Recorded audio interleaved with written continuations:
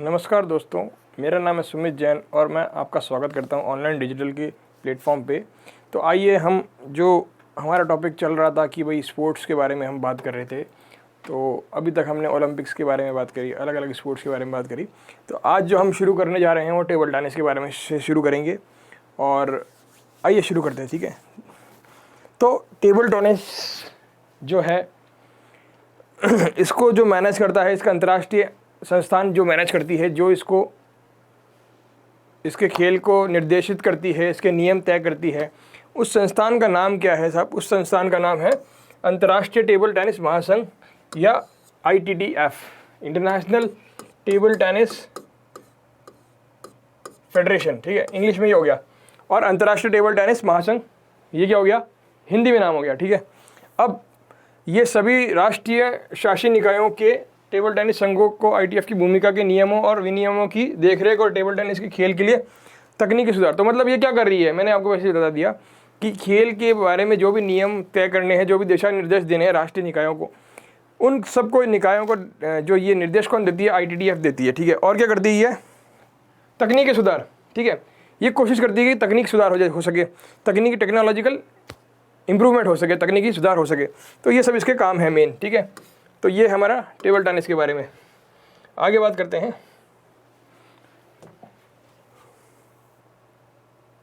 तो भारत के अंदर कौन कौन सी, ये तो अंतर्राष्ट्रीय तो हो गया ITTF। भाई अंतर्राष्ट्रीय स्तर की अगर हम बात करें तो कौन सी हो गई? ITTF मतलब हिंदी के अंदर अंतर्राष्ट्रीय टेबल टेनिस महासंघ, इंटरनेशनल टेबल टेनिस फेडरेशन, है ना। और हम देश की बात करें, हमारे भारत देश की, हमारे प्यारा भारत,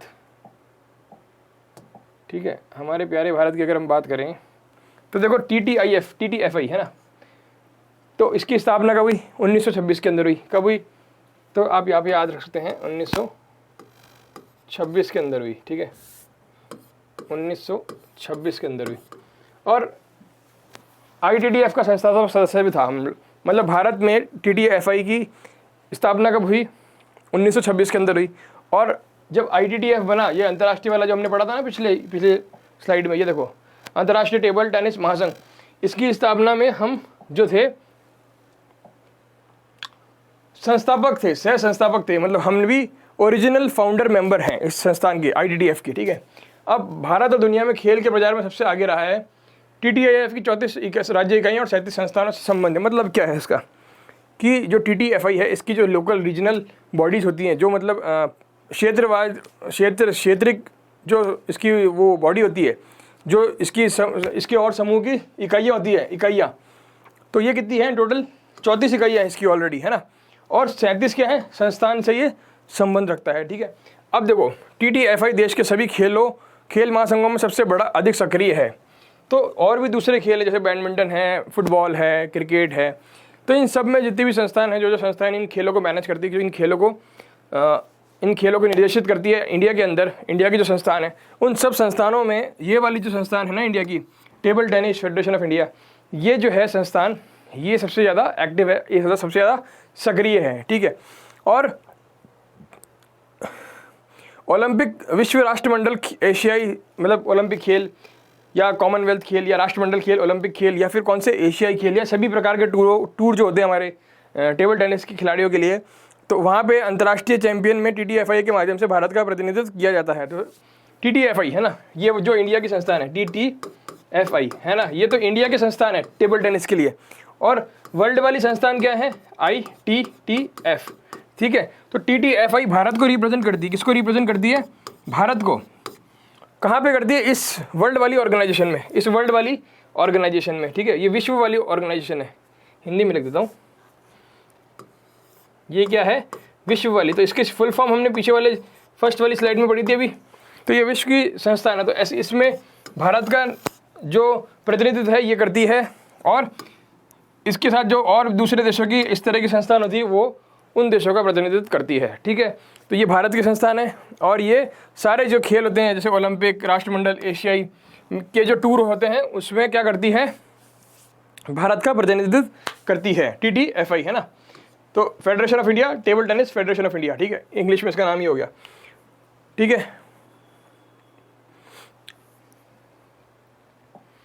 तो टेबल टेनिस महासंघ, भारत का टेबल टेनिस महासंघ। अब देखो यहाँ पे इसका वर्ल्ड कप है, पुरुष में जो जीता है अभी स्वेतलिंग ने जीता है, और महिलाओं में किसने जीता है, कार्बिलान ने जीता है। ठीक है, तो ये इस गेम के जो है ना शब्दावली है, इस गेम में जैसे बैट कैसे पकड़ना है तो उसको कुछ कहते हैं, चाइनीज़ स्टाइल होती है तो उसको कुछ कहते हैं। तो ये सब आपके इतने एग्जाम में आएंगे नहीं, बट आप अगर खेलते हैं तो आपको सब मालूम होगा वो चाइना ग्रिप क्या होती है। तो इस तरह से अगर आप पकड़ रहे हैं तो ये चाइना ग्रिप हो गई है ना। फिर पेन होल्डर होता है, ग्रिप होती है, इसमें अलग अलग होती है। जैसे रिवर्स स्विंग आप कराते हैं, जैसे सर्विस वगैरह कराते हैं ना, इसमें सर्विस मतलब जो आप जैसे वॉलीबॉल में सर्विस होती है वैसे इसी में भी जो बॉल फर्स्ट टाइम फेंकता है उसको बोलते हैं सर्विस, तो इसको बोलते हैं सर्विस। तो ये सर्विस जो कराता है उसको रिवर्स स्विंग बोलते हैं। आगे बात करते हैं, तो स्विंग मतलब जैसे क्रिकेट के अंदर बॉल स्विंग कराते हैं उस तरह यहाँ पे भी स्विंग होती है। ठीक है, अब देखिए वॉलीबॉल, अब इसकी जो संस्थान है इंटरनेशनल या अंतर्राष्ट्रीय लेवल पे जो इस खेल को मैनेज करती है, इस खेल के नियम वगैरह तय करती है और इस खेल के जो टूर वगैरह हैं वो संपन्न करवाती है, तो वो संस्थान कौन सी है, इंटरनेशनल वॉलीबॉल फेडरेशन। या इसकी स्थापना कब हुई साहब, इसकी स्थापना याद रखना बड़ा आसान है। कैसे, इसकी स्थापना कब हुई साहब, 1947 में हुई। कब हुई साहब, 1947 में हुई। और मुख्यालय है लुसाने में, मुख्यालय कहाँ है, लुसाने में। ठीक है, लुसाने। और वॉलीबॉल अगर आपने खेला होगा तो आप जानते होंगे शब्दावली कि भाई जैसे कोई स्मैश मार रहा है, आप ऐसे ब्लॉक कर रहे हैं तो उसको बोलते हैं ब्लॉकिंग। फिर आप ऐसे स्मैश जोर से मार रहे हैं तो उसको स्मैशिंग बोलते हैं। फिर लिब्रो एक प्लेयर होता है कि भाई जैसे एक वो लिब्रो प्लेयर इस तरह का होता है कि उसको आप रिप्लेस कर सकते हैं, बार बार आगे भी खिला सकते हैं, पीछे भी खिला सकते हैं। तो इस तरह से लिब्रो प्लेयर होता है ना। मतलब जैसे क्रिकेट के अंदर हम कहें तो जो आदमी बैटिंग भी कर सकता है, बॉलिंग भी कर सकता है, उसको हम क्रिकेट का लिब्रो बोल सकते हैं। यहाँ पे वॉलीबॉल में कुछ इस तरह का है। फिर आया रोटेशन बूस्टर, तो हर पॉइंट के बाद जो है रोटेशन होती है, हर पॉइंट के बाद खिलाड़ियों की रोटेशन होती है। ठीक है, तो इसको रोटेशन बोलते हैं। रोटेशन मतलब कि जैसे आप 6 खिलाड़ी हैं और आप जैसे यहाँ खेल रहे हैं, तो अब ये एक पॉइंट हो गया तो उसके बाद आपकी पोजीशन यहाँ चेंज हो जाएगी, बीच में आ जाओगे, फिर आप इसकी पोजीशन यहाँ हो जाएगी, फिर आगे चली जाएगी। तो इस तरह से जो है चक्र चलता रहता है। ठीक है, रोटेशन चलता रहता है। आगे बात करते हैं हम बैडमिंटन की। किसकी, बैडमिंटन। तो बैडमिंटन के लिए तो अभी हमने पढ़ा भी था, ओलंपिक के अंदर भी हमारे कई खिलाड़ी बैडमिंटन में भी जीते हैं।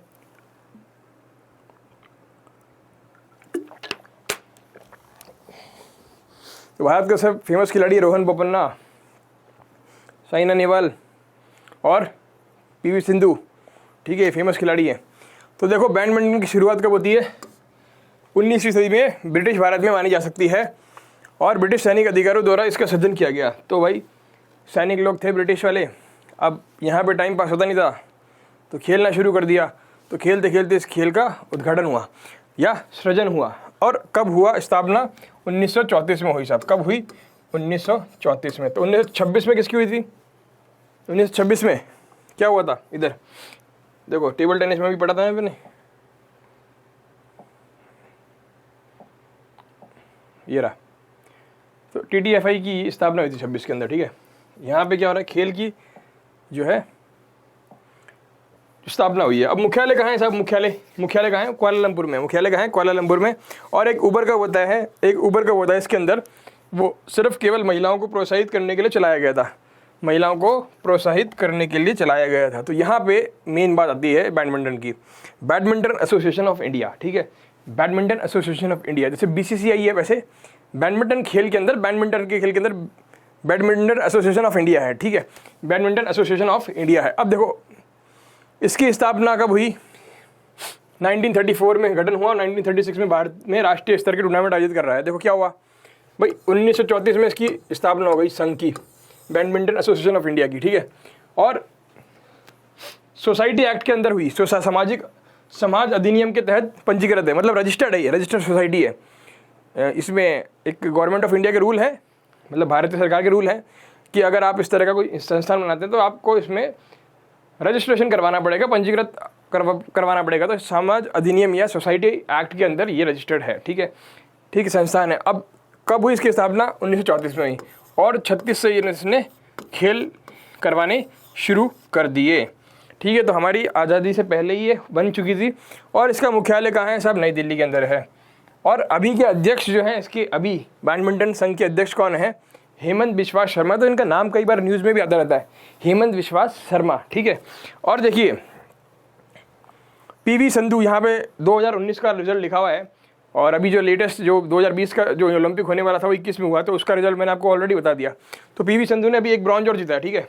तो यहाँ पे देखिए बैडमिंटन विश्व चैंपियन बनने वाली पहली भारतीय महिला है। तो ओलंपिक खेलों में लगातार 2 पदक जीतने वाली एकमात्र भारतीय है। अब इसका क्या हो गया, 2 के बजाय +1 करके 3 मान लो आप, क्योंकि एक कांस्य भी जीत लिया इन्होंने भी, अभी हमने ओलंपिक खेलों के अंदर पढ़ा था, तो इसलिए यहाँ पे अब 3 हो चुके हैं, ठीक है साहब। आगे चलते हैं, आगे देखो, आगे बात करते हैं साहब। तो मैंने आपको बता ही दिया ये फेमस खिलाड़ी हैं इसके, ठीक है। तो यहाँ पे ये इस तरह की शब्दावली है, अगर आप खेल खेलते हैं, इस खेल से जुड़े हुए हैं, तो आप ये शब्दावली समझ सकते हैं। हाई सर्विस, डबल फॉल्ट, है ना, ये सब चीज़ें इसमें यूज आती है। और ये जो पीवी संधू हैं, इन्होंने अभी मेडल जीता ओलंपिक में, और इन्होंने भी जीत रखा है, तो इन्होंने 3 मेडल जीत चुके हैं ये, ठीक है। और श्रीकांत कदम्बी, प्रमोद भागवत, ये भी फेमस हैं खिलाड़ी हैं। अब बात करते हैं पोलो की। पोलो कैसे खेलते हैं, पोलो बहुत फेमस गेम है। भारत में आधुनिक पोलो का जन्म स्थान है, भारत क्या है, आधुनिक पोलो का जन्म स्थान है। और पोलो का आधुनिक खेल मणिपुर से लिया गया। तो कहाँ से लिया गया, पुराने टाइम में भी खेलते थे लोग, है ना, मतलब आप देखोगे कि हिस्ट्री पढ़ोगे तो बाबर जो था पोलो खेलते हुए शायद गिर गया था या कुछ तो था उसका, तो वो मर गया था, इस तरह से कुछ हुआ था। ये बाबर नहीं, शायद हुमायूं की बात कर रहा हूँ मैं, बाबर या हुमायूं था शायद, है ना। तो इस तरह का कुछ खेल मतलब पहले भी खेला जाता रहा है। तो इस तरह का वर्णन हमें हिस्ट्री की बुक्स में, किताबों में, इतिहास की किताबों में मिलता है, ठीक है। अब यहाँ देखो क्या है कि ये जो है मणिपुर में, मणिपुर कहाँ है, मणिपुर मैंने आपको कई बता चुका हूँ मैं आपको, मणिपुर, मिजोरम कहाँ पे है भाई ये। जब भी इस तरह के लोकेशन पढ़ते हो ना, मणिपुर कहाँ है, ये लोकेशन देखते रहा करो, बड़ी बड़ी लोकेशन से इजीली याद कर सकते हो आप लोग, कोई दिक्कत वाली बात नहीं है। हमें आपको एक बार दोबारा बता देंगे, जिसको नहीं मालूम है उसके लिए।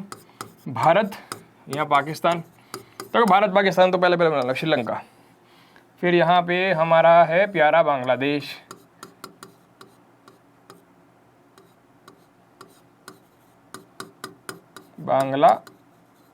ठीक है। और यहाँ पे है बंगाल की खाड़ी,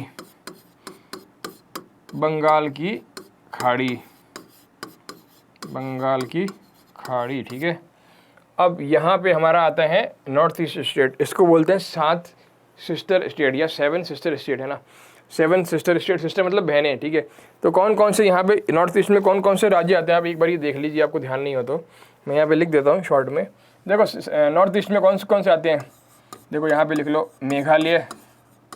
मेघालय, असम, मणिपुर और त्रिपुरा, है ना, त्रिपुरा या त्रिपुरा हिंदी में ऐसे लिख सकते हो आप, त्रिपुरा, मणिपुर, मेघालय, असम, और कौन सा होता है, अरुणाचल, और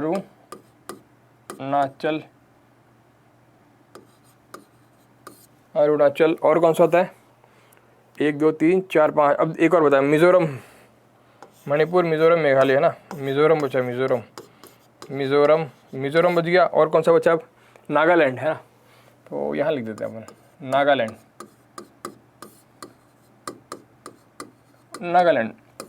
तो ये तो हो गए 7 सिस्टर स्टेट +1, 7 + 1 बोलते हैं। तो 1 कौन सा है, ये है सिक्किम, ठीक है। तो ये सिक्किम है ना, या सिक्किम, स्पेलिंग चेक कर लेना एक बार, सिक्किम की स्पेलिंग चेक कर लेना प्लीज़।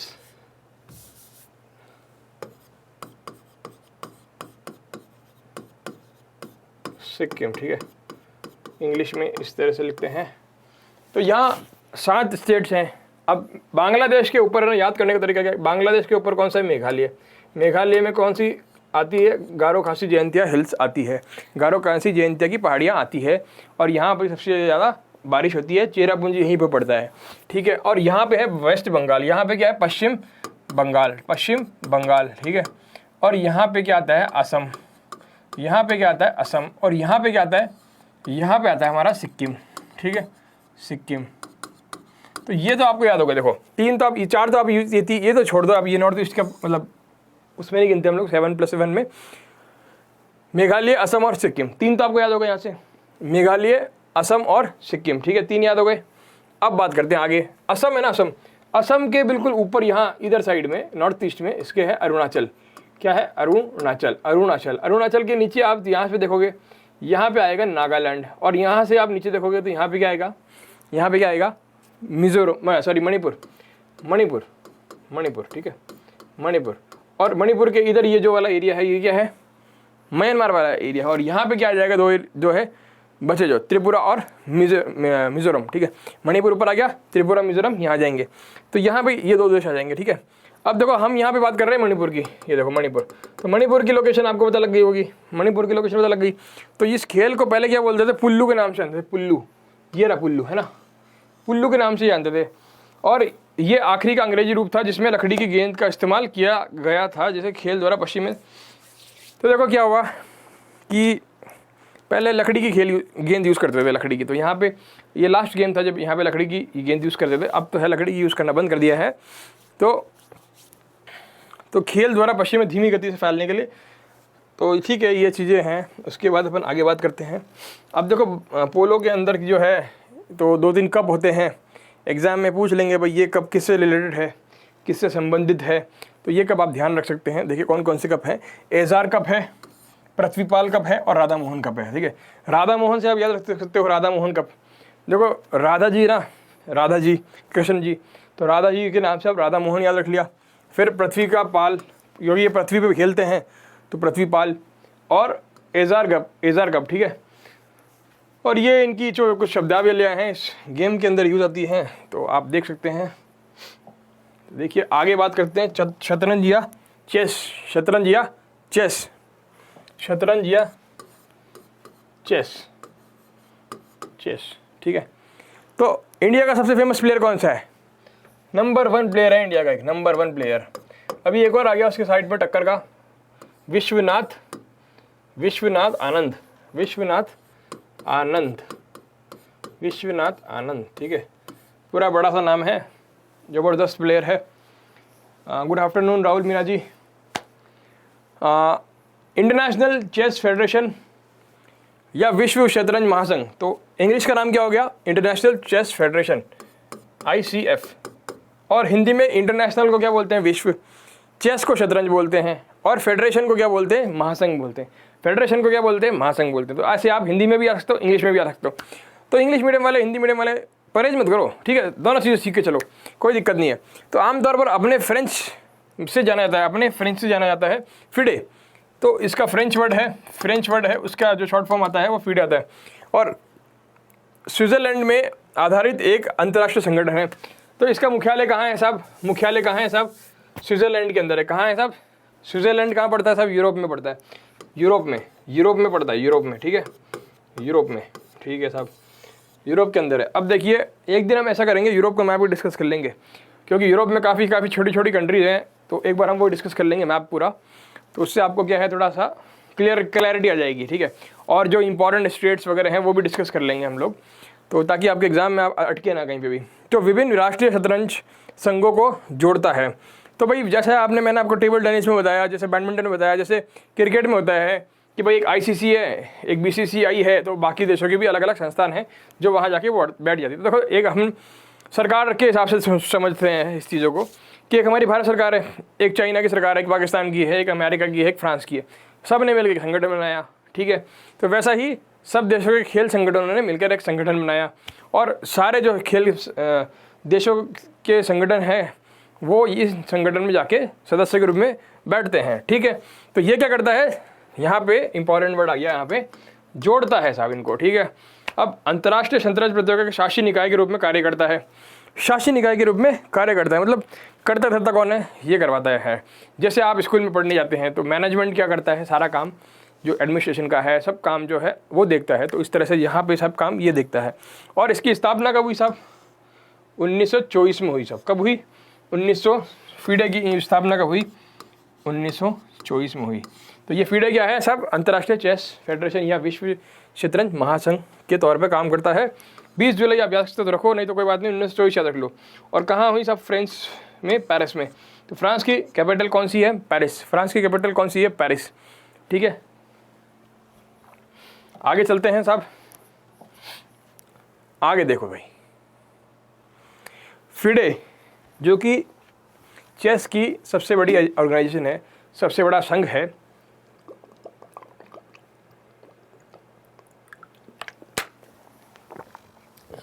फिडे जो कि सबसे बड़ा संघ है, इसको अंतर्राष्ट्रीय ओलंपिक समिति IOC, अंतर्राष्ट्रीय इंटरनेशनल ओलंपिक कमेटी, ठीक है, द्वारा मान्यता दी गई। कब दी गई साहब?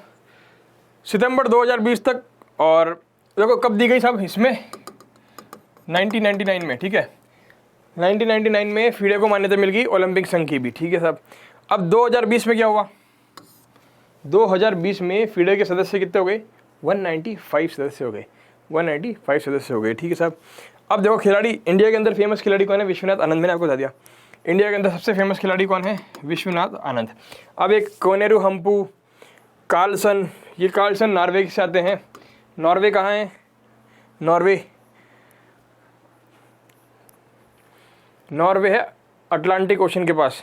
अटलांटिक ओशन और अटलांटिक महासागर और अंटार्कटिका और ये आर्कटिक और अंटार्कटिक मालूम है आपको? आर्कटिक और अंटार्कटिक नहीं सुना आपने कभी? जैसे ये हमारी धरती है, ठीक है, ये हमारी है धरती, ठीक है, ये है हमारी प्यारी धरती, और ये हमारी आ गया, सॉरी मैं आर्कटिक और अंटार्कटिक पूछ रहा था आपको, अटलांटिक मैंने गलती से बोल दिया, वो भी बता देंगे, कोई दिक्कत नहीं है, ठीक है। ये है हमारे 0 डिग्री टेम्परेचर, 0 डिग्री यानी कि, ठीक है। और अब आपको मैंने बता दिया था ये जो 23.5 डिग्री वाला कॉन्सेप्ट तो मैंने पिछली क्लास में बताया था आपको, ये 23.5 डिग्री नॉर्थ उत्तर और ये 23.5 डिग्री दक्षिण, ठीक है, 23.5 डिग्री दक्षिण। और यहाँ पे 66.5 एक आता है, 66.5 नॉर्थ उत्तर, और एक यहाँ पे आता है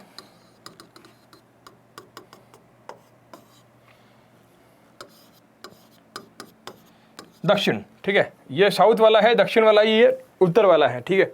तो ये जो एरिया ना, ये यहाँ बर्फ जमी है, और ये जो एरिया ना, दूसरा कलर लेते हैं यहाँ पे, ये जो एरिया ना, ये और ये थोड़ा सा इधर वाला एरिया, ठीक है, यहाँ पे ना बर्फ ही बर्फ जमी है, बर्फ ही बर्फ, ठीक है। यहाँ पे नीचे बोलते लैंड है, उसके ऊपर बर्फ ही बर्फ जम गई है, या समुद्र है उसके ऊपर बर्फ ही बर्फ जम गई है, इस तरह का कुछ है। तो इसको बोलते हैं आर्कटिक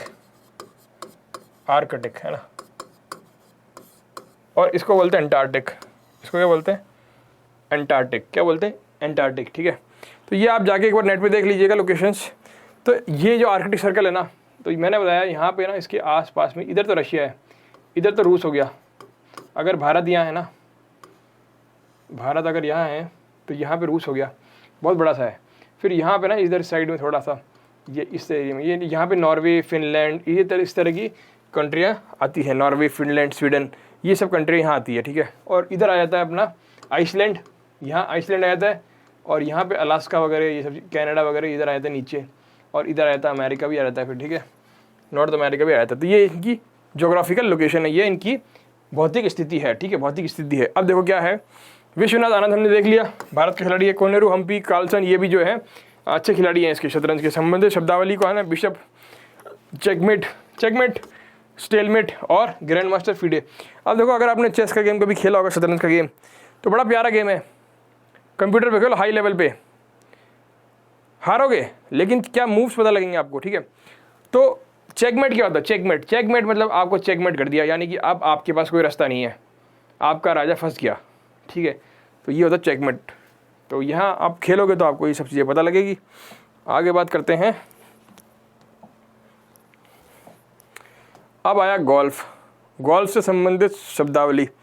देखो गोल्फ से संबंधित शब्दावली में क्या आता है? गोल्फ से संबंधित कप कौन कौन से? राइडर कप, सर्किट कप और बाकर cup. Ryder cup, circuit cup और बाकर कप। अब गोल्फ में bogey, pull, post, putting, forms, short sum. तो अगर एग्जाम में कभी क्वेश्चन आ जाए यार इस खेल से संबंधित थोड़ा बहुत आप शब्द बताइए, तो अगर आपने एक बार पढ़े होंगे तो आपको ध्यान रहेंगे यार ये हमने पढ़े थे। या फिर एक काम करिए कि आप कभी ना गेम के बारे में देख लीजिए, या गेम कभी होता है तो देख लीजिए, या कोई खेलता है तो उससे बात कर लीजिए, तो आपको ये सब शब्द है ना याद हो जाएंगे एक बार में, ठीक है। कि भाई जैसे आपने चेस का, शतरंज का सीखना है, तो शतरंज आपने कंप्यूटर पर खेल लिया, तो एक दो बार खेलोगे ना तो वहाँ लिखा हो जाएगा यार ये बिशप है, ये एलिफेंट है, ये किंग है, ये रानी है, है ना, ये प्यादे हैं, तो ये सब चीज़ें आपको पता लग जाएगी। तो उसमें चेकमेट हो गया, तो आप वहाँ पे लिखा हुआ जाता है चेकमेट हो गया, तो आपको पता लग जाएगा अच्छा चेकमेट ये वाली चीज़ होती है, तो आपको पता लग जाएगा ये इस खेल से संबंधित है।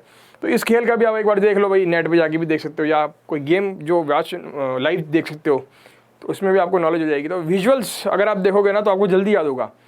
कभी भी आप देखना, आप थ्योरी पढ़ोगे ना आपको जल्दी याद नहीं होगा, लेकिन अगर आप उस चीज़ को लाइव देखोगे तो आपको उसको जल्दी याद होगा।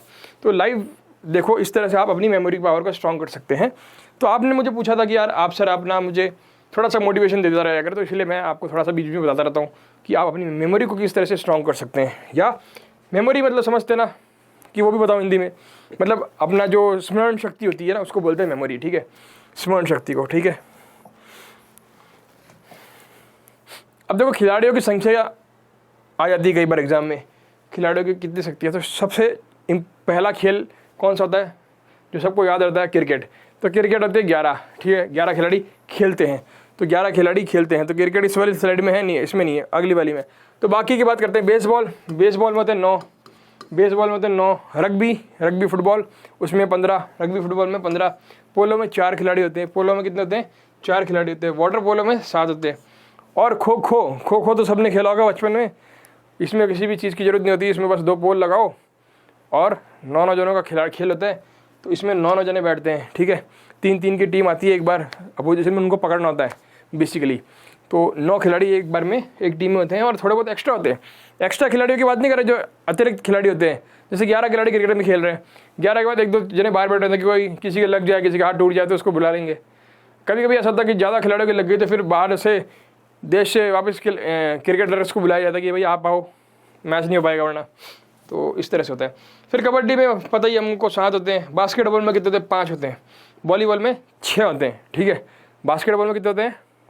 5, वॉलीबॉल में 6, और कबड्डी के अंदर 7, ठीक है, कबड्डी के अंदर 7। तो अगर आप मैच वगैरह स्पोर्ट्स से जुड़े हुए, स्पोर्ट्स देखते हैं मैच वगैरह, तो आपको ये सब ध्यान नहीं रहते होंगे, इतना रटने वाली बात है नहीं इसमें। देखो इन तीनों में 11 होते हैं, क्रिकेट में 11, फुटबॉल में 11, हॉकी में 11। तो सबसे ज़्यादा जो खिलाड़ी हैं कौन से खेल के अंदर देखे हमने? रग्बी फुटबॉल, रग्बी फुटबॉल में, रग्बी में, और फुटबॉल में 11, हॉकी में 11, क्रिकेट में 11। अब जो खेल हम खेलते हैं, तो जिस पे खेलते हैं उसको क्या बोलते हैं? जैसे हमने कोर्ट में खेला या टेबल पे खेला, तो हर गेम को अलग अलग जगह खेला जाता है। तो किस पे खेलते हैं इस पे भी क्वेश्चन आ जाते हैं। तो ये भी बात कर लेते हैं, एक बार हम अपने ये चीज़ें भी नज़रों से निकाल लेते हैं ताकि हम एग्जाम में क्वेश्चन अटेम्प्ट कर सकें। बेसबॉल जहाँ खेला जाता है उसको बोलते हैं डायमंड, बेसबॉल जहाँ खेला जाता है डायमंड, ठीक है। टेबल टेनिस कहाँ खेला जाता है? कोर्ट। एथलेटिक्स ट्रैक, तो ट्रैक होता है ना, ऐसे ट्रैक बने होते हैं, ऐसे ऐसे राउंड में आप भाग रहे हो, है ना, ये सपोज करो ये मैदान, ये भी कि खाली रहता है, यहाँ कोई नहीं भागेगा। फिर यहाँ पे ना ऐसे ऐसे बने होते हैं ट्रैक्स, तो आप अपने ट्रैक में भागो, ये दूसरे ट्रैक में भागेगा ऐसे। फिर बाद में जाके इधर भी आ सकते हो आप, अगर आप जीत रहे हो तो, या हार रहे हो तो भी आप इधर आ सकते हो। लेकिन जब शुरू में होगा ट्रैक्स में भागना पड़ता है, तो ट्रैक बोलते हैं उसको, ट्रैक, ठीक है। तैराकी को बोलते हैं बुल, ठीक है। आइस हॉकी को बोलते हैं रिक। और गोल्फ कोर्स, गोल्फ कोर्स से एक पूरा नाम जैसे हम बोलते हैं गोल्फ कोर्स, तो गोल्फ को कहाँ खेलते हैं? कोर्स। अब देखो साइकिलिंग, वेलोड्रम, साइकिलिंग कहाँ करते हैं? वेलोड्रम में करते हैं, वेलोड्रम, वेलोड्रम, ठीक है। इंग्लिश में भी लिख देता हूँ एक बार, वेलोड्रम, वेलोड्रम। मुक्केबाजी कहाँ करते हैं? रिंग के अंदर करते हैं। रिंग होता है ना 4 तरह से, वो WWF में देखी होगी आपने, उस तरह को उसको रिंग बोलते हैं ना, तो ये मुक्केबाजी भी रिंग में करते हैं, ठीक है। और घुड़सवारी कहाँ करते हैं? एरिना। तो घुड़सवारी वाले ग्राउंड को जो होता है ना, ग्राउंड, घुड़सवारी वाला ग्राउंड, घुड़सवारी को वाले ग्राउंड को क्या बोलते हैं? एरिना, या हिंदी के अंदर एरिना ऐसे लिखते हैं। और शूटिंग को बोलते हैं शूटिंग रेंज। तो अवनी लखेरा जी ने अभी शूटिंग में 2 चीज़ जीती ना अपनी ओलंपिक के अंदर। अवनी लखेरा, अवनी लखेरा ने क्या क्या जीता बताओ? याद होगा, अभी तो पढ़ा हमने रिसेंटली। अवनी लखेरा क्या जीता इन्होंने? एक गोल्ड जीता, एक कांस्य जीता। किस में जीता? शूटिंग में। गोल्ड किस में जीता? 10 मीटर में। कांस्य किस में जीता? 50 मीटर के अंदर। तो 50 मीटर दूरी पे इन्होंने मारा तो इनको कांस्य मिल पाया, लेकिन 10 मीटर के अंदर ये सबसे बेहतरीन खिलाड़ी रही। तो अवनी लखेरा, ठीक है। और जयपुर साइड से आती है ये, शूटिंग रेंज में शूटिंग होती है, शूटिंग रेंज में शूटिंग होती है, ठीक है साहब। आगे चलते हैं। भारत के अंदर स्टेडियम्स, अब भारत में कौन कौन से खेल स्टेडियम हैं उनके बारे में हम बात करेंगे।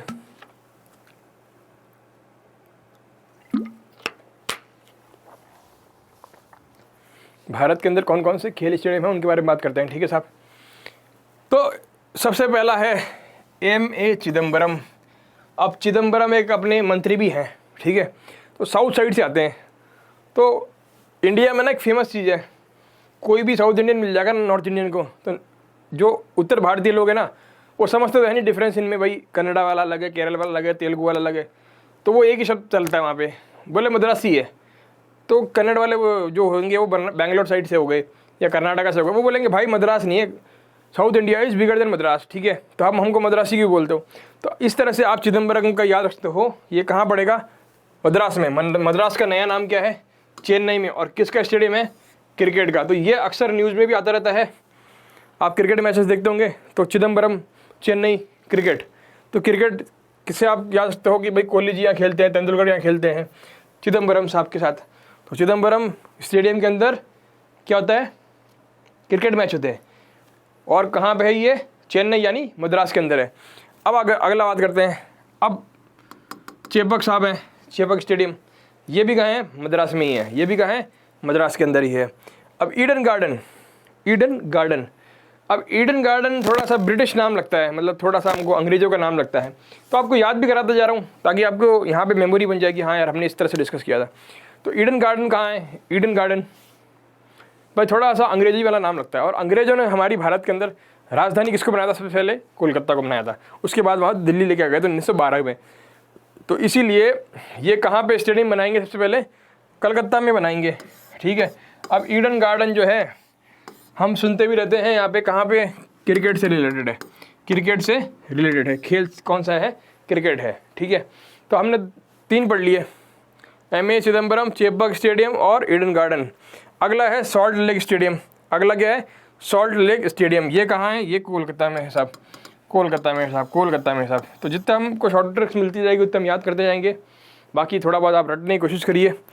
ये क्रिकेट और फुटबॉल। अब मोहन बगान, मोहन बगान मैंने आपको पढ़ाया फुटबॉल के अंदर क्लब है, तो ये तो आप कहने की ज़रूरत ही नहीं है कहाँ है, कोलकाता में है और फुटबॉल में, ये तो आपको याद करने की ज़रूरत ही नहीं है।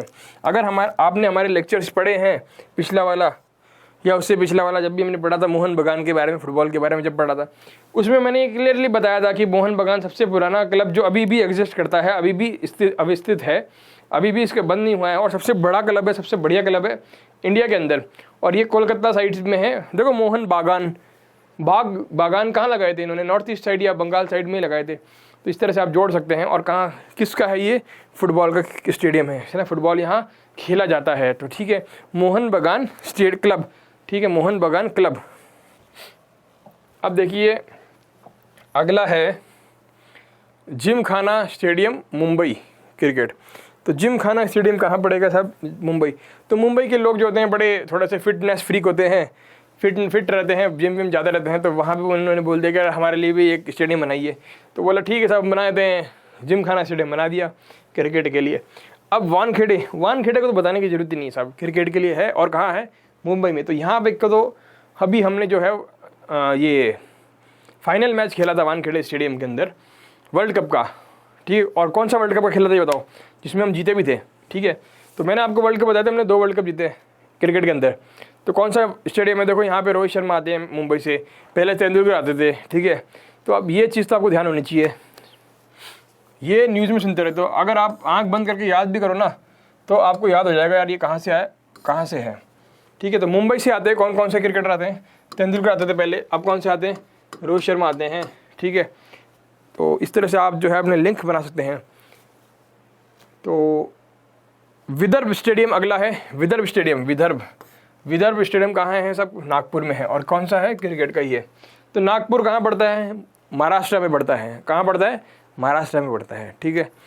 अब कलिंगा, देखो कलिंग, आपने अगर इतिहास पढ़ा ना तो ये उत्तर तो आप दे सकते हो वैसे भी, ये वाला कलिंग स्टेडियम तो आप बता सकते हो कहाँ पड़ेगा। देखो कलिंग जो राज्य है ना, कलिंग एक पुराने टाइम के अंदर एक कलिंग राज्य होता था। तो अशोका मौर्य एम्पायर के टाइम पे इन्होंने कलिंग पर आक्रमण किया था और कलिंग को जीता था। और ऐसा बताया जाता है कि कलिंग पर जब आक्रमण किया तो काफ़ी संख्या में ना इन्होंने मतलब लोग मारे थे या मर गए थे उस युद्ध के अंदर। तो अशोक ने जब इस चीज़ें देखी तो उसका जो हृदय है ना परिवर्तन हो गया, हृदय दहल उठा, और उसके बाद जो है ना उसने विश्व विजय की जो आशा थी वो मतलब जो उसकी होप थी या जो उसकी इच्छा थी उसको त्याग दिया और अपना जो है पॉलिसी चेंज कर ली, ठीक है, पॉलिसी मतलब जो पहले थी पॉलिसी के अटैक करेंगे वो चेंज कर ली।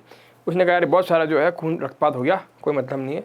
तो कलिंग क्या है, ओडिशा के अंदर है। कलिंग कहाँ है, ओडिशा के अंदर। तो मैं बता देता हूँ, देखो आपको किस तरह से याद रख सकते हो आप।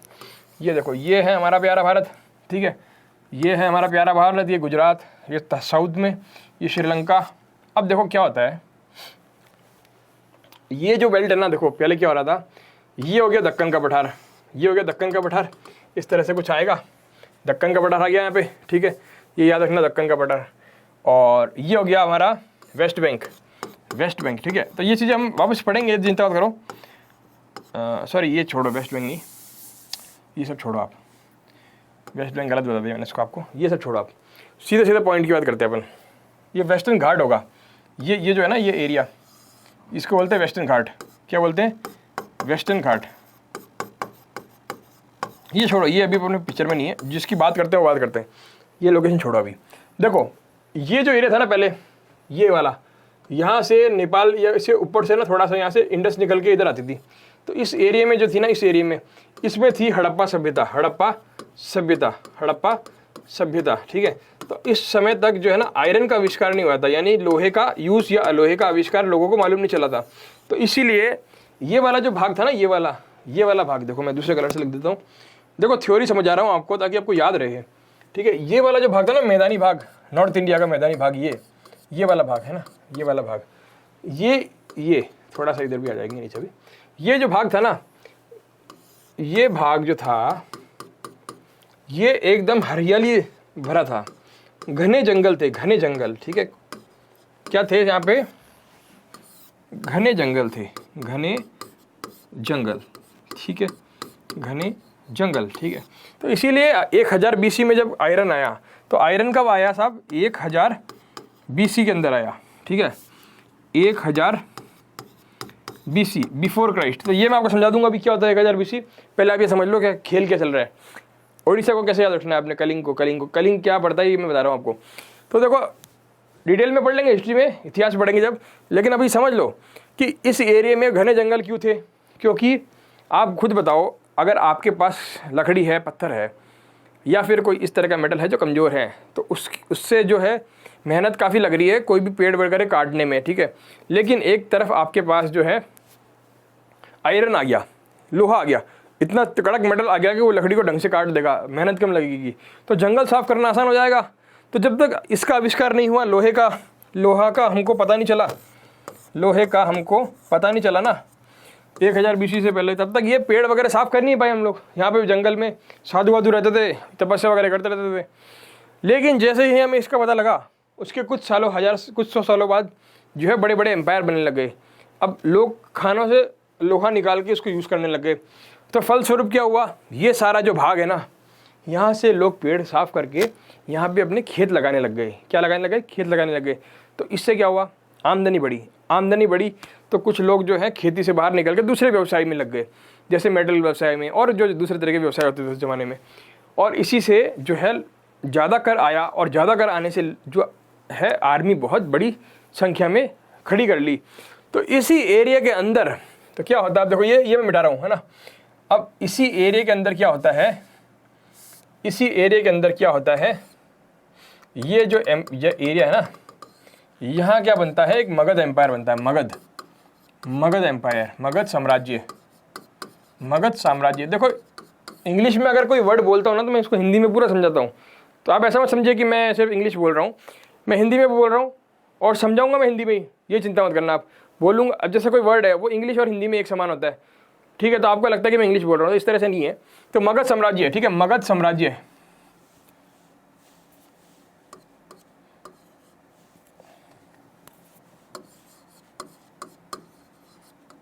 मगध साम्राज्य। अब देखो यहाँ पे क्या था, ये लोकेशन इतनी इंपॉर्टेंट थी, ये जो हमारी स्थिति है इस मैप के अकॉर्डिंग, ये बड़ी इंपॉर्टेंट है, ये बड़ी महत्वपूर्ण है। कैसे, यहाँ मैं बताता हूँ आपको, यहाँ पे ही इतनी बड़ी संख्या में जो बना एम्पायर या साम्राज्य, इधर ही क्यों बना इतना बड़ा एम्पायर, इधर ही क्यों बना इतना बड़ा साम्राज्य। देखो यहाँ क्यों बना, इसके कई कारण थे। देखो यहाँ पे ना, एक तो ये भूमि थी ना, ये भूमि ये उपजाऊ थी, क्या थी, उपजाऊ थी। उपजाऊ थी, पानी की व्यवस्था पूर्ण थी, पानी की जो इसकी यहाँ पे व्यवस्था थी ना, पानी अवेलेबल था। क्यों? एक तो यहाँ पे नदियाँ बहुत थी, एक तो यहाँ पे नदियाँ बहुत है, नदियाँ बहुत थी या है जो भी आप लगाओ, और उसके अलावा वर्षा भी यहाँ पे पर्याप्त होती है, वर्षा भी यहाँ पर्याप्त होती है। तो इसके कारण जो है नदी जो है हर साल मिट्टी लेके आती है ना, उर्वरक मिट्टी लेके आती है। अब उसके अलावा यहाँ पे जो था ना, ये जो एरिया ना देखो, उड़ीसा छत्तीसगढ़ वाला जो एरिया है, ये वाला जो एरिया ना, ये वाला इस तरफ वाला, तो यहाँ पे ना क्या मिलता है, लौह अयस्क, यहाँ पे लौह अयस्क बनता है, यहाँ से निकाला, हथियार वथियार बना लिए और लोगों के हाथों में आर्मी बना के थमा दिया और ट्रेनिंग वेनिंग दे दी, भाई लड़ना कैसे है। अब क्या हो रहा है, इन्होंने बड़ी लार्ज नंबर्स के अंदर बड़े भारी संख्या में खेत जोने शुरू कर दिए। तो एक किसान जो है ना, कई लोगों का पेट भरने जितना धान उगा लेता है।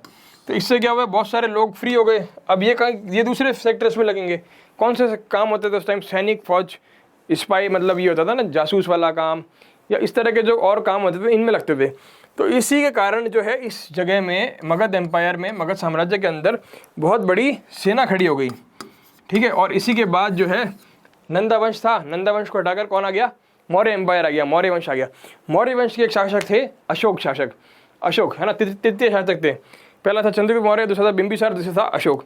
तो जब अशोक आए तो यहाँ पे कलिंगा के अंदर ना, कलिंगा के अंदर यहाँ पे इस एरिया में, इस एरिया के अंदर, या उड़ीसा पड़ता है अभी का, आज का उड़ीसा है ये, उड़ीसा कलिंगा बोलते थे पहले के ज़माने में इसको। तो यहाँ पे आक्रमण किया और इस युद्ध के अंदर हजारों लोग मारे गए। तो इससे उनका दिल पसीज गया और उन्होंने इस युद्ध का रास्ता को छोड़ दिया। तो इस एरिया को क्या बोलते हैं, कलिंग बोलते हैं, उड़ीसा बोलते हैं आज का। तो ये थोड़ी सी मैंने आपको हिस्ट्री बता दी, थोड़ा सा आपको याद भी करा दिया कि ये उड़ीसा का कहाँ पड़ता है। तो कलिंगा स्टेडियम कहाँ पड़ता है साहब, उड़ीसा में पड़ता है। और ये कौन से खेल के लिए फेमस है साहब, हॉकी के लिए फेमस है, ठीक है। तो हॉकी में हमारे जो देश के सबसे बेहतरीन खिलाड़ी माने जाते हैं, हॉकी के जादूगर जिसको कहा जाता है, उनका नाम बताइए आप जल्दी से कमेंट करके, उनका नाम बताइए। अब एक और बात कर लेते हैं आगे, बाराबाती स्टेडियम कहाँ पड़ता है, कटक में पड़ता है। और क्रिकेट का स्टेडियम है उड़ीसा में, ठीक है। क्रिकेट का स्टेडियम है बाराबाती स्टेडियम, ठीक है। तो क्रिकेट का है ये। फिर एक आता है होलकर का। अब यार होलकर से ना आप समझ सकते हो, ये मराठा थे। होलकर जो थे ना, आपने मराठा का अगर इतिहास पढ़ा है तो पेशवा बाजीराव थे ना, उसके साथ ये होलकर भी होते थे। तो ये जो है ना इंदौर साइड से आते थे। तो इसीलिए यहाँ पे ना एक पृथ्वीराज, ये ग्वालियर से सिंधिया वगैरह भी आते हैं, ठीक है। तो होलकर वगैरह इंदौर साइड से आते थे, तो ये सिंधिया वगैरह भी मराठा के ग्रुप में थे, ठीक है। तो यहाँ पे ये होलकर जो थे ना, ये इंदौर से थे। और यहाँ पे कौन सा ग्रुप बना हुआ है, ये भी क्रिकेट का ग्राउंड है, ठीक है, क्रिकेट का ही ग्राउंड है। अब आता है रूप सिंह स्टेडियम। तो मैंने अभी आपको बताया भाई ग्वालियर है ये अपना, जो ये सिंधिया जी साहब आते ना, अभी जिन्होंने कांग्रेस छोड़ के बीजेपी में आ गए, उनका ये जगह है, ठीक है। और हमारे जो ये मुख्यमंत्री रही है हमारी अपनी वसुंधरा जी, तो वो भी ग्वालियर राजघराने से ही आती है। अब जो है उनकी शादी इधर कोटा साइड में हो गई है, अदरवाइज वो शादी से पहले जो उनका मायका था वो ग्वालियर ही था। तो अभी भी मायका तो वहीं रहेगा। तो ये ग्वालियर पड़ता है और यहाँ पे भी क्रिकेट होता है, क्रिकेट का स्टेडियम है। कौन सा है साहब, रूप सिंह जी स्टेडियम के नाम पर रूप सिंह स्टेडियम, ठीक है, रूप सिंह स्टेडियम। तो होलकर का आप याद रखते हो, देखो होलकर का शॉर्ट फॉर्म मैं आपको कराता हूँ कैसे। देखो आप है ना हाई, इसकी जगह इसके साथ में ऐसे लिख लो हाई, ठीक है, हाई, HI हाई, या आई को छोटा भी बना सकते हो आप, ऐसे लिख सकते हो, एक सेकंड ना, ऐसे लिख सकते हो, ऐसे हाई। ये तो याद हो जाएगा, होलकर से आप हाई याद कर लो बस। इसमें मैं आपको याद करा दूंगा कैसे भाई। होलकर से H से होलकर, आई से इंदौर, H से होलकर, हाई से इंदौर। और सबसे प्रसिद्ध खेल है क्रिकेट। तो क्रिकेट का आप एक चार्ट बना लो, क्रिकेट लिखो, कौन कौन से स्टेडियम है मेन वो लिख लो, ठीक है। शॉर्ट फॉर्म्स लिख लो कौन कौन सी आप नहीं याद कर सकते हो। तो HI से हाई याद कर सकते हो आप, HI हाई से याद कर सकते हो, ठीक है साहब। और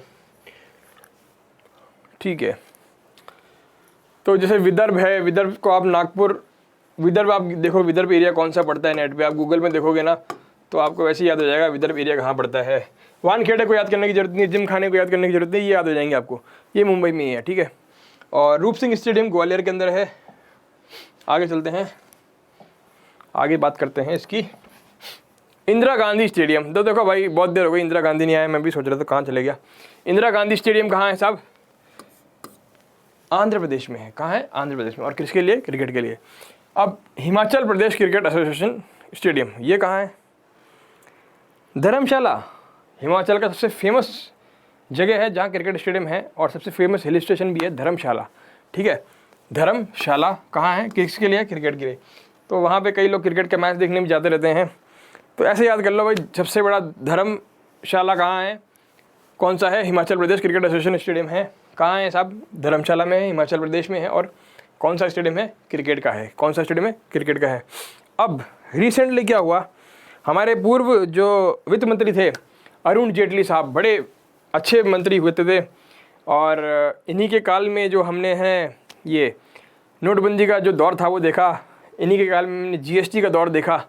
लेकिन ये जो हैं दिवंगत हो गए, तो इनके खिलाफ एक केस भी डाला गया था केजरीवाल जी द्वारा, लेकिन केजरीवाल को मुंह की खानी पड़ी थी, और ये केस ये एकदम क्लीन चिट होके आए थे उस केस के अंदर। तो बेसिकली केजरीवाल ने जो है इस समय में भी शायद चुनाव थे, इसलिए इस तरह के आरोप लगा दिए थे। तो इनके जो पूरा जीवन रहा है उसको देखते हुए इनके नाम पर एक स्टेडियम का नाम रखा गया है, अरुण जेटली स्टेडियम। और ये कहाँ पे है सब? दिल्ली में है। और किसके लिए है? क्रिकेट के लिए है। किसके लिए है? क्रिकेट के लिए है, ठीक है साहब। आगे बात करते हैं। तो देखो इंदिरा गांधी आ गई, अब बेटी का नाम आ गया तो बाप का नाम तो आना ही चाहिए। तो जवाहरलाल इंडोर स्टेडियम, ये भी कहाँ है? नई दिल्ली में है। ये भी कहाँ है? इंडोर है, इंडोर स्टेडियम। एक होता है इंडोर, एक होता है आउटडोर। इंडोर स्टेडियम क्या होता है? जो आंतरिक अंदर आप चार दीवारी में खेल सकते हैं। और आउटडोर का होता है जो आपको ग्राउंड में जाके खेलने, जो आपको मैदानों में जाके खेलने, जैसे क्रिकेट हो गया आउटडोर वाला। अब कैरम वगैरह आप खेल रहे हो, चेस वगैरह खेल रहे हो, ये सारे इंडोर गेम्स हो गए, ठीक है। टेबल टेनिस भी आप इंडोर में खेल सकते हैं, इंडोर गेम ही होता है एक तरह से। तो बैडमिंटन को आप आउटडोर कंसिडर कर सकते हैं। तो इस तरह से आप इंडोर या आउटडोर, ठीक है, समझ गए। इंडोर मतलब जो चार दीवारी के अंदर खेल रहे हैं, आउटडोर मतलब जो हम बाहर मैदानों में जाके खेलते हैं, जैसे फुटबॉल हो गया, हॉकी हो गया, इस तरह के गेम। अब ये भी कहाँ है? जवाहरलाल नेहरू, ये नई दिल्ली में। तो बेटी का कहाँ है? आंध्रा में। और पिताजी का कहाँ है? दिल्ली में, ठीक है। अब आया भाई शिवाजी स्टेडियम, छत्रपति शिवाजी स्टेडियम। ये कहाँ है सब? दिल्ली के अंदर। और ये किसके लिए? हॉकी के लिए। किसके लिए है? तो भाई इस तरह से जा सकते हो आप कि शिवाजी ना घोड़े पे बैठ के बड़ा दौड़ा करते थे, तलवार ले लेके। तो पॉसिबली कभी कभी उन्होंने पत्थर वत्थर भी हॉकी खेल ली होगी, तो इसीलिए वो खेलते खेलते दिल्ली आ गए एक बार। तो यहाँ पे दिल्ली में उनके नाम का स्टेडियम बन गया, शिवाजी स्टेडियम, और हॉकी के लिए। तो इस तरह से आप कहानी से आप याद रख सकते हैं हॉकी, ठीक है, हॉकी। अब अगला है सवाई मानसिंह। तो सवाई शब्द जो है ना, सवाई मानसिंह, सवाई एक पदवी है जो मुगल बादशाहों ने दी थी मानसिंह जी को। और ये सवाई मानसिंह जो है जयपुर घराने से संबंध रखते हैं, बड़े फेमस थे ये भी, और काफ़ी अच्छे काम भी किए हैं इन्होंने, ठीक है, सवाई मानसिंह जी ने। तो ये स्टेडियम कहाँ है? जयपुर में है। और ये जयपुर से थे, और स्टेडियम भी जयपुर में है, और क्रिकेट का है। किसका है? क्रिकेट का। तो जयपुर से थे, इसलिए जयपुर का नाम का स्टेडियम जो है सवाई जयसिंह के नाम, सवाई मानसिंह के नाम पे कर दिया। और इनका क्रिकेट से संबंध है। कौन से खेल से संबंध है? क्रिकेट से संबंध है, ठीक है साहब। तो मैं देख रहा हूँ कि आपको ज़्यादातर जो है याद हो गए होंगे जिस तरह से मैंने कहानी जोड़ी है। तो आप भी इस तरह से एक दो कहानियाँ और जोड़ के और चीज़ें भी याद कर सकते हैं, ठीक है। तो आप धर्मशाला का देख लीजिए, हिमाचल प्रदेश के अंदर है, हिमाचल के अंदर, हिमाचल। तो यहाँ पे अक्सर मैच होते रहते हैं, तो आप एक बार गूगल करना कौन कौन से मैच हुए थे पिछली बार यहाँ पे हिमाचल में। तो एक दो आप पढ़ लोगे ना भाई नेट पे कि ये वाला मैच होता है इस साल में, तो आपको याद हो जाएगा कि हाँ यार ये इस साल यहाँ पे हुआ था, धर्मशाला क्रिकेट के लिए है। इस तरह से आप याद कर सकते हैं, ठीक है। तो क्रिकेट वाले याद कर लो, क्रिकेट वाले जल्दी हो जाएंगे। फिर दूसरे खेल की याद कर लेना। अब मौलाना आज़ाद स्टेडियम जम्मू में, ठीक है। जम्मू का है, जम्मू एंड कश्मीर। अभी क्या हो गया? ये केंद्र शासित प्रदेश हो गया। अभी ये केंद्र शासित प्रदेश हो गया ना अभी। अच्छा, मैं आपको एक चीज़ बताना था, मैं भूल गया बताना। अपन ने अभी एक पढ़ा था, सॉरी, ये बीच में एक चीज़ मैं बता रहा हूँ, अभी एक लेटेस्ट न्यूज़ आई है, इसलिए आज ही आई है। तो कल ही मैंने पढ़ी थी या आज ही पढ़ी थी शायद। तो अब मैं आपको बता देता हूँ कि हमने एक ऑर्गेनाइजेशन पढ़ा था SCO, ठीक है। इसमें हमने आपको बताया था कि इसके जो है ना 8 मेंबर हैं। पुराने चैप्टर्स देख लेना, हमने पढ़े हुए हैं। इसके हमने आपको बताया था कि इसमें ना 8 सदस्य हैं, 8 सदस्य हैं, ठीक है। शंघाई कॉर्पोरेशन ये शंघाई ग्रुप जो था, इसमें 8 सदस्य हैं। चीन भी है, भारत भी है, पाकिस्तान भी है, रशिया भी है ना, ये वाले जो सारे देश हैं। अभी इसमें एक नया सदस्य जुड़ा है, आज या कल की न्यूज़ है ये, इसमें एक और सदस्य जुड़ गया ये आज, इसमें है ईरान। ईरान भी जुड़ चुका है, ठीक है। तो आप यहाँ पे 9 कर लीजिएगा इसको, है ना। आज ही की न्यूज़ है, इसलिए मैंने आपको मुझे याद था कि मुझे क्लास में बतानी है, तो मैं इसलिए अभी एकदम से याद है तो मैं आपको बता रहा हूँ। तो ये आप एक बार नोट्स में ऐड कर लेना, ठीक है। एससीओ के नोट्स में जाके ऐड कर लेना कि अभी 9 हो गया, 8 + 1 हो गया, ईरान भी आ गया, ठीक है। आगे चलते हैं। अभी हम बात कर रहे थे मौलाना आज़ाद स्टेडियम की। मौलाना जी कहाँ पे हैं? जम्मू के अंदर है साहब। कहाँ है? जम्मू। वो मौलाना जी जम्मू गए घूमने के लिए, तो वहाँ पे मुस्लिम बहुल इलाका था, तो उन्होंने उनका स्वागत किया और बोला साहब आपके नाम पे हम स्टेडियम बनाना चाहते हैं। तो वहाँ पे स्टेडियम बन गया जम्मू में। कौन सा? क्रिकेट का स्टेडियम बन गया। अब शेर कश्मीर स्टेडियम है, शेर कश्मीर, कश्मीर में क्रिकेट का। तो देखो यहाँ पे ना जम्मू में ना, जैसे मैं बताता हूँ आपको, एक सेकंड में, जैसे ये है ना, इस तरह से कुछ है मैप जम्मू कश्मीर का, है ना, इस तरह से कुछ है, ठीक है। तो यहाँ पे ना नीचे की साइड तो जम्मू है, यहाँ पे तो है जम्मू, ठीक है। और यहाँ फिर आप जाओगे बनियाल टनल वगैरह ये सब आती है, पत्नी टॉप वगैरह ये सब आती है। और यहाँ ना ऊपर की साइड में थोड़ा सा पड़ता है कश्मीर, ठीक है, ये पड़ता है कश्मीर, ये कश्मीर है। तो यहाँ पे एक स्टेडियम है और यहाँ पे एक स्टेडियम है। तो ये हो गया J&K, ठीक है। ये सॉरी, अभी अब तो लद्दाख हो गया, गलत लिख रहे हैं अपन यहाँ पे, अब नहीं लिख सकते ऐसे। तो अब ये इस तरह से कुछ हो गया है। तो ये तो हो गया लद्दाख, या हिंदी में लिख देता हूँ आपके लिए, ये तो पूरा हो गया लद्दाख, ठीक है। और ये हो गया J&K या जम्मू एंड कश्मीर, ठीक है, जम्मू एंड कश्मीर। तो जम्मू और कश्मीर की आपको लोकेशन बता दी मैंने आपको। अब देखो यहाँ पे हम बात कर रहे थे शेर कश्मीर। तो शेर कश्मीर बड़ा फेमस है। शेर कश्मीर अगर आता है तो किसके लिए है साहब? क्रिकेट के लिए। और कौन सी जगह पे? कश्मीर है तो कश्मीर है, ठीक है, ऐसे याद रखते हो। अब एक नाहर सिंह स्टेडियम में आ गया। नाहर सिंह कहाँ है? नाहर सिंह, तो नाहर सिंह कहाँ है साहब? फतेहाबाद में है। कहाँ है? फतेहाबाद में, क्रिकेट के लिए, क्रिकेट के लिए। मोहाली तो आपको मालूम ही है, मोहाली तो आपको मालूम ही है, मोहाली को तो याद करने की ज़रूरत नहीं है भाई। देखो एक कॉन्सेप्ट और बताता हूँ, अभी ये बात चल रही है मोहाली की। तो एक होता है चंडीगढ़, एक है चंडीगढ़, ठीक है। ये लिखने की ज़रूरत नहीं है, ये मैं आपको समझा रहा हूँ ताकि आपको ध्यान रहे। एक चंडीगढ़ है, एक है आपका मोहाली, चंडीगढ़ और मोहाली, ठीक है। तो ये चंडीगढ़ जो है ना, ये तो न्यूट्रल सिटी है, ये पंजाब और हरियाणा दोनों के कॉमन कैपिटल है। पंजाब हरियाणा दोनों की कॉमन कैपिटल है। और ये क्या है? केंद्र शासित प्रदेश है, केंद्र शासित प्रदेश है, केंद्र शासित प्रदेश है, केंद्र शासित प्रदेश है। क्या हुआ था कि जब ये बना था ना चंडीगढ़, कुछ भी नहीं था, जंगल था। 1966 में जब इसको बनाया गया था तो यहाँ पे कुछ भी नहीं था, एकदम मॉडर्न में बना था। लोगों को बाहर से ला के यहाँ बसाया, तो लोग बसने को तैयार नहीं थे उस ज़माने में। आज इस जगह की बहुत ज़बरदस्त वैल्यू है। तो जब बन के तैयार हो गया, लोग यहाँ रहने लग गए, तब ये पंजाब और हरियाणा दोनों इस चीज़ के लिए लड़ने लग गए। तो पहले पंजाब और हरियाणा एक ही राज्य थे, लेकिन बाद में जो है इसका विभाजन कर दिया गया। तो भाषा भी अलग अलग है, एक जगह हिंदी मेन भाषा है, एक जगह पंजाबी मेन भाषा है। तो चंडीगढ़ को छोड़ने के लिए कोई भी तैयार नहीं था, तो इसको दोनों के बीच की कॉमन राजधानी बना दिया। और जैसे अभी जो है एट प्रेजेंट हैदराबाद और तेलंगाना में भी लड़ाई हुई थी ना, आपने देखी होगी, मैं न्यूज़ में आती रहती है, ठीक है। तो हैदराबाद और तेलंगाना में भी, सॉरी हैदराबाद नहीं, आंध्रा में और तेलंगाना में हैदराबाद की लड़ाई हुई थी। उसी तरह से इनके इस चंडीगढ़ के लिए दोनों में लड़ाई थी। तो चंडीगढ़ के पास में पंजाब के साइड में मोहाली नाम की जगह बिल्कुल अटैच है। जैसे आप एक शहर में घूम रहे हो, आपको ऐसा लगेगा, ठीक है। तो बिल्कुल चंडीगढ़ मोहाली, सॉरी एक काम करते हैं, ऐसे लिख देते हैं, रुको, ये लिख दो यहाँ पे मोहाली, ठीक है। क्या लिख दो यहाँ पे? मोहाली, ठीक है, मोहाली। फिर आ गया चंडीगढ़, चंडीगढ़। फिर आप यहाँ लिख लो पंचकुला, यहाँ लिख लो पंचकुला, ठीक है। अब ये तो मैंने आपको बता दिया कॉमन है, ठीक है, ये कॉमन है बीच में की। ये जो है ना, ये आती है पंजाब में। ये किस में आती है? ये आता है पंजाब में। और ये वाला जो एरिया है ना, ये आता है अपना हरियाणा में, हरियाणा में, ठीक है, हरियाणा, ठीक है। तो ये इसको बोलते हैं ट्राई सिटी, 3 सिटी होती है एक साथ। तो ये एक ही लगेगी आपको, आप जाओगे तो कुछ अंतर नहीं है, बस यहाँ हमें प्रशासन में अंतर है। इसका प्रशासन पंजाब का आता है, इसका हरियाणा का रहता है, और यहाँ पे जो है कॉमन है। तो यहाँ पे एक आता है Haryana and Punjab high court, इस जगह पे Haryana and Punjab high court, common high court आता है, ठीक है। तो ये कॉन्सेप्ट है।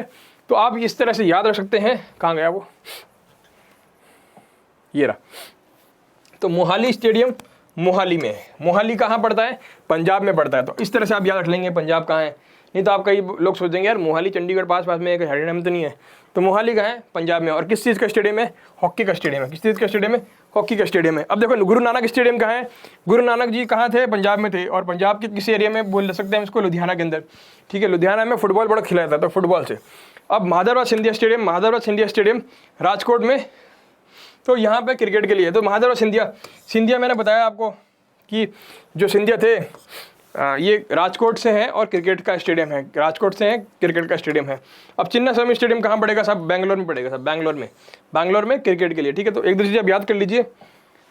हर चीज़ के लिंक्स नहीं बना सकते, लेकिन जितने बना सकते हैं उसके बना लेंगे हम लोग। बाकी थोड़ा बहुत आप भी बना लीजिए। और अगले बात करते हैं लाल बहादुर शास्त्री अकेडमी हैदराबाद में। लाल बहादुर शास्त्री जी कहाँ हैं? यार ये लाल बहादुर शास्त्री अकेडमी ना हैदराबाद में क्रिकेट की भी है। लाल बहादुर शास्त्री लबासना एक है, ठीक है। लबासना ये सबसे जहाँ ट्रेनिंग लेते हैं। और इसके बाद लाल बहादुर शास्त्री स्टेडियम है, ये कहाँ है? हैदराबाद में। फिर फार्मूला 1 रेसिंग, ये फार्मूला 1 जो कार वार चलती है रेस में, इंडिया ने भी पार्टिसिपेट किया। इंडिया के जो बुद्ध इंटरनेशनल, ये कहाँ है? नोएडा में, दिल्ली में, ठीक है। नोएडा कहाँ है? यूपी साइड में पड़ता है, लेकिन दिल्ली साइड है। जैसे मैंने आपको चंडीगढ़, पंचकुला, मोहाली की कहानी बताने, वैसे आप दिल्ली, नोएडा और ये गुरुग्राम, इन तीनों की कहानी भी देख सकते हैं, ठीक है। तो गुरुग्राम है कहाँ पे? हरियाणा में। और नोएडा कहाँ पड़ता है? यूपी में। और दिल्ली सेंटर। अब ग्रीन पार्क स्टेडियम कहाँ है? कानपुर में। ग्रीन पार्क कहाँ है? कानपुर में। अब कानपुर बहुत पॉल्यूशन वाला जगह है, काफ़ी यहाँ पे क्या होता है? प्रदूषण होता है, प्रदूषण, ठीक है। प्रदूषण, ठीक है। काफ़ी प्रदूषण होता है यहाँ पे, ठीक है। तो इसीलिए इनका नाम क्या रख दिया? ग्रीन पार्क रख दिया। और क्रिकेट के लिए, किसके लिए है? क्रिकेट के लिए। तो ये वाला फार्मूला 1 रेसिंग के लिए। अटल बिहारी वाजपेयी स्टेडियम कहाँ है? कानपुर में। अटल बिहारी वाजपेयी स्टेडियम कहाँ है? कानपुर में, क्रिकेट के लिए। और एक है बिरसा मुंडा। अब यार ये मुंडा साहब जो है ना, हिस्ट्री के अंदर आएंगे, इतिहास में आपने पढ़ेंगे क्या? मुंडा रिवोल्ट है ना, वो पढ़ोगे। तो ये कहाँ है? रांची के अंदर है, हॉकी के लिए। ये कहाँ है? रांची के अंदर, हॉकी के लिए। हॉकी से लड़े थे कई बार ये मुंडा रिवोल्ट जब हुआ था, तो इसलिए यहाँ पे हॉकी का स्टेडियम बनाया गया। और रांची के अंदर है। कहाँ है? रांची के अंदर। अब महिंद्रा स्टेडियम कहाँ है? मुंबई में। महिंद्रा स्टेडियम कहाँ है? मुंबई में, हॉकी के लिए, ठीक है। अगला बात करते हैं मोटेरा स्टेडियम। मोटेरा स्टेडियम कहाँ है साहब? मोटा भाई क्या? अहमदाबाद। गुजरात में बोलते हैं ना मोटा भाई। तो ये मोटा भाई का कहाँ है? अहमदाबाद में। और किसके लिए है? क्रिकेट के लिए है। तो भूपेन हजारिका स्टेडियम। अब भूपेन हजारिका भी देखो रिसेंटली इसका नाम बदला है।